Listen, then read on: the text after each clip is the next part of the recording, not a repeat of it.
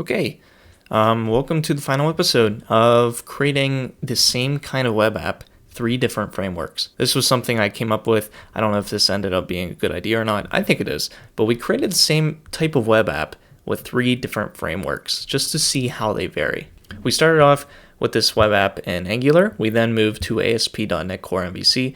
And then lastly, we're doing this in Flask. And this is the last episode. We're just going to finish it up here. We went through a lot of Flask basics. And then without further ado, we're just going to finish it up because right now it's pretty simple. And I said this at the start, if I didn't do the Flask basic videos, we could have done this in like 2 episodes. But we're going to do a few things. We're going to clean some things up, and then we're just going to add the character counter portion of this application. And if you're following along, I will have in the description the GitHub repo for this particular application. So if I go a little too fast or I miss a part, you can check out the code. But if we look, I have a lot of different blocks in our about page. What I did is I ended up putting in the content block an actual about statement. And it says this app is to allow users to enter a string and see how many characters are in that string. And then in this about page, I also displayed how to use multiple blocks. So we have our content block here, then we have our test block, and then we're using our index.html as our parent template.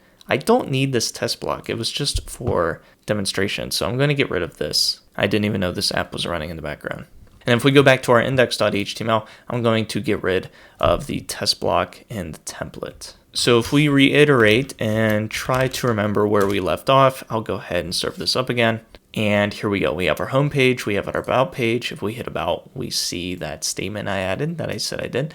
If we go back to home, we get hello from the home page. Now from here, we're just going to do the same thing that we did in our ASP.NET Core MVC app, where we add some HTML, we add a text area, and then we use JavaScript to fire an event whenever something is placed inside of that text area. And that will update our number to say how many characters are in the text area. So let's go ahead and do that. If we go back to our project for the video of ASP.NET Core MVC, here's the index.cs HTML page. And the only part I can't transfer to Flask is this, because this is part of Razor Pages. But the rest of this is valid HTML and JavaScript. So I'm just going to copy this, and I'm going to cheat, but I'm going to place this under our block for the content. And then let's just quickly go over what's going on here. So we have an H2 up here, and this is going to display how many characters are in this text area down below. And when someone's typing, when they raise the key on their keyboard,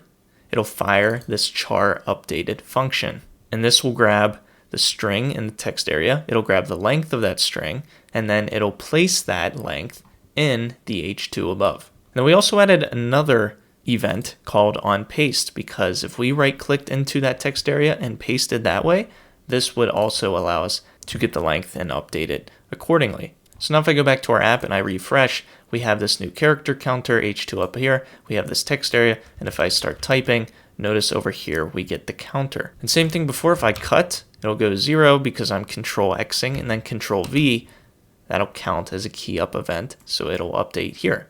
And then lastly, if I cut and I paste by right clicking and hitting paste, that will also fire the onPaste event, which will then update that H2. So this is why I mentioned that I'll have my GitHub repo for this project down below, because really we're just reusing some of the HTML and JavaScript from our ASP.NET Core MVC. There's no reason to reinvent the wheel here. We've already done it in a previous episode. Let's just use it again in Flask because it works. The only difference is we're spinning up this website using Flask and Python, and then the other one we're using ASP.NET Core MVC. So I think that'll conclude our whole series of creating this character counter app with 3 different frameworks. Hopefully you enjoyed it. If you want to go from the very start, I'll have a playlist of all of these videos in chronological order so you can follow along. Hopefully have some fun. And who knows what the next project will be, if there will just be individual how-to videos. Don't really know yet. But stay tuned if you like this. Please consider subscribing, and I hope to see you in a future video.